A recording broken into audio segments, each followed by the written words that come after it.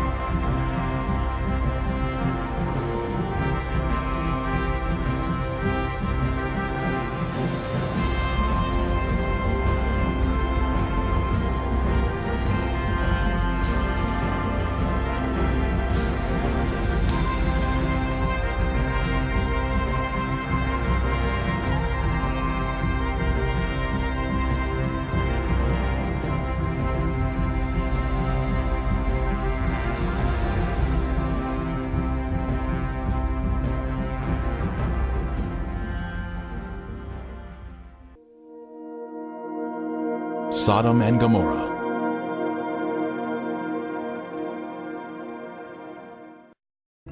When the morning dawned, the angels urged Lot to hurry, saying, "Arise, take your wife and your 2 daughters, who are here, lest you be consumed in the punishment of the city." Lot, his wife and daughters, all fled from the terrible destruction of Sodom. Likewise, as it was also in the days of Lot, they ate, they drank, they bought, they sold, they planted, they built. But on the day that Lot went out of Sodom, it rained fire and brimstone from heaven and destroyed them all. Wicked men were punished by the Lord in a divine judgment of fire. The intense heat consumed the wicked cities and their inhabitants.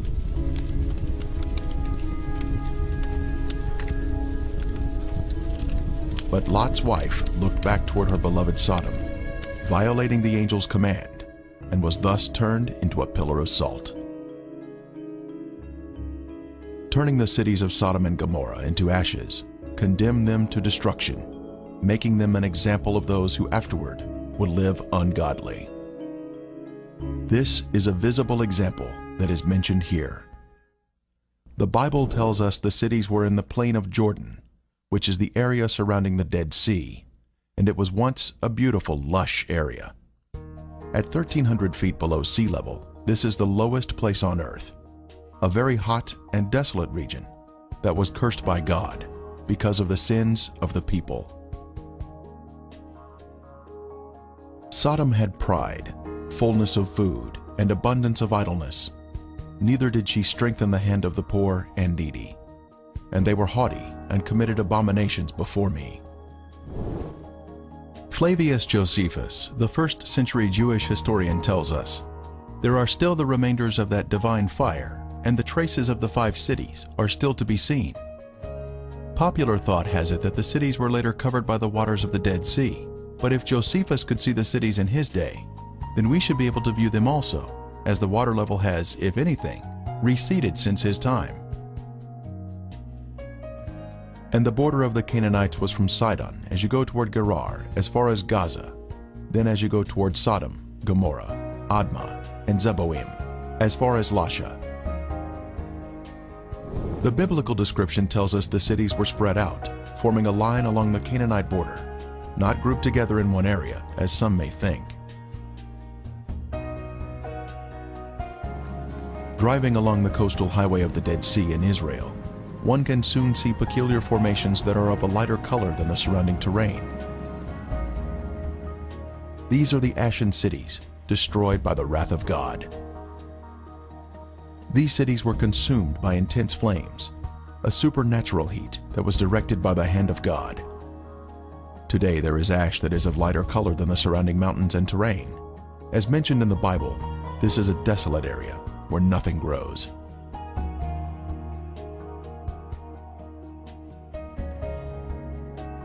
Inspecting the formations closely, one can see structures containing man-made elements, such as 90-degree angles. Even though the buildings were consumed by the fire, the remaining ash in these cities is comprised of a heavier material due to the inclusion of brimstone or sulfur, and still retains some of the original shapes of man-made structures. This stunning structure stands out as a singular formation with 4 sides, surrounded by a deep moat.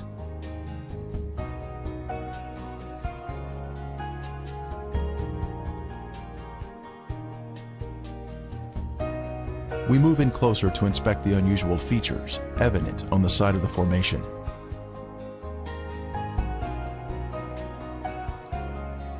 On the side of the structure, this swirling pattern is different from any type of sedimentary rock or soil that would normally contain horizontal, even layers.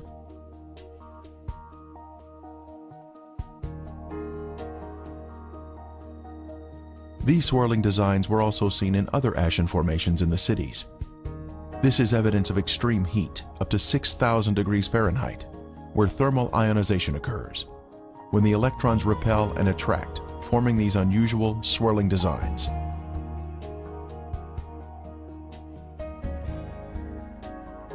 In Lot's day, this area was a swirling cauldron of death and destruction, rained down from the Lord in heaven.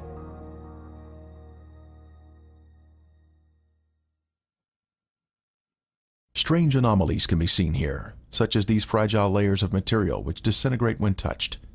The limestone buildings in the cities of Sodom and Gommorah were totally transformed into ash by the consuming fire of the Lord. Evidence of this destruction is revealed in the white gypsum anomalies in the area, including unusual shapes of chalk-like material, which is not found in other parts of the country.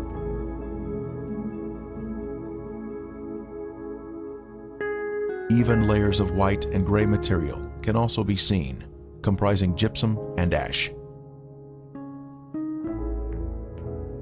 At the time of Elijah on Mount Carmel, the Lord sent down a superheated fire from heaven, consuming the stone altar and sacrifice, turning them into ashes. Then the fire of the Lord fell and consumed the burnt sacrifice, and the wood, and the stones, and the dust, and it licked up the water that was in the trench. We are also told, "For the Lord your God is a consuming fire, a jealous God." When God unleashes a consuming fire, it will turn stone into ashes. At the perimeter of this city, one can see this amazing Sphinx still standing today. It was a pagan symbol positioned at the edge of town, and was thought to protect the inhabitants from harm. The Sphinx stands alone as a singular structure with a defined shape. This particular Sphinx has an obvious demarcation between its base and the soil below it, another sign of a man-made structure placed on top of the soil. Later, we will see another Sphinx.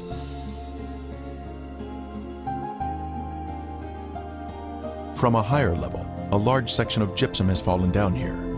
It clearly exhibits the alternating layers of white ash that is calcium sulfate, gray ash that is calcium carbonate.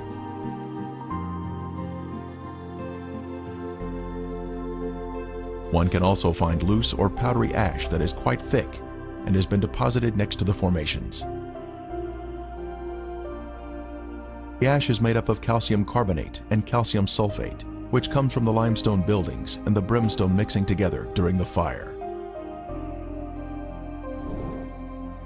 In the formations themselves, some material can be gently raked off the surface with the slightest touch.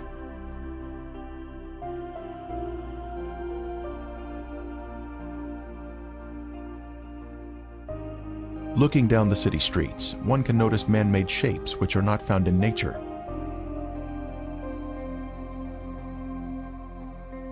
Here we see a building with square sides or 90-degree angles.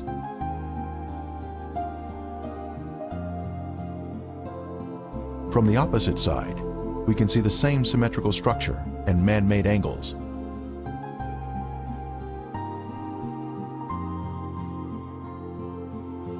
We can see the remains of walls that extended outward at 90-degree angles from the main structure.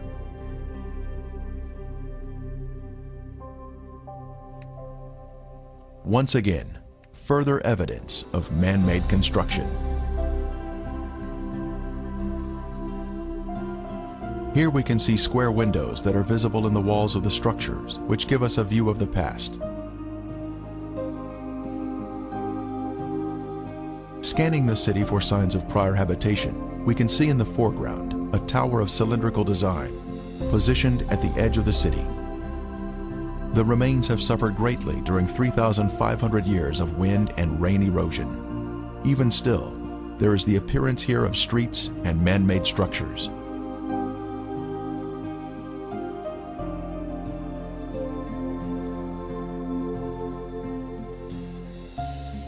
Here in the foreground, we have a conical shape, resting on a raised area.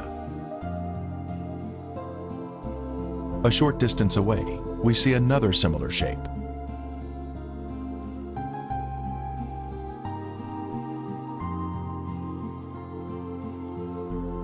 As we pan across the city, we can see in the distance an arched doorway that exhibits a symmetrical shape even to this day. The whole land is brimstone, salt and burning. It is not sown, nor does it bear, nor does any grass grow there, like the overthrow of Sodom and Gommorah, Admah and Zeboim, which the Lord overthrew in his anger and his wrath. More anomalies are found in the cities. In this case, we have a large hardened clump of material that we broke open, revealing layers of previously heated material, including gypsum crystals, created by the combination of limestone and sulfur. From the intense heat, various objects were melted in the cities. Here we have some material that was boiling on top, while the remainder of the substance pooled at the bottom, creating a solid base. A very unusual find here, but just another strange anomaly not found in other areas of the country.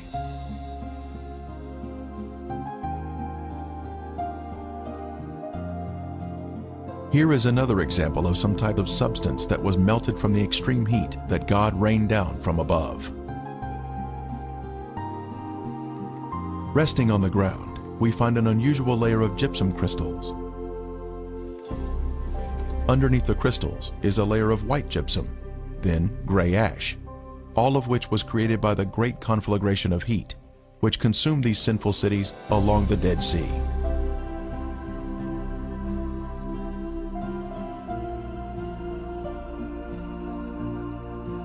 Once again, we find more gypsum, this time in a circular formation of crystals, all radiating outward.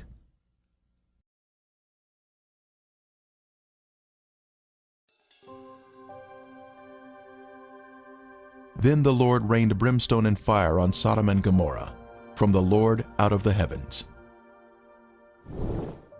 Brimstone. Our first sample was found here, having been washed down from a higher location. This is the heavenly marker left behind, which proves the sites to be the real Sodom and Gomorrah.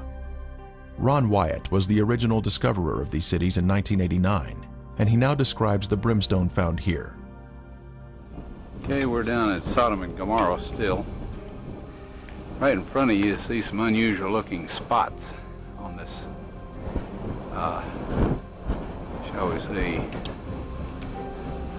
layer of ash. It's not stone, it's ash. Now we'll move in for a close-up of this. And you can see that they're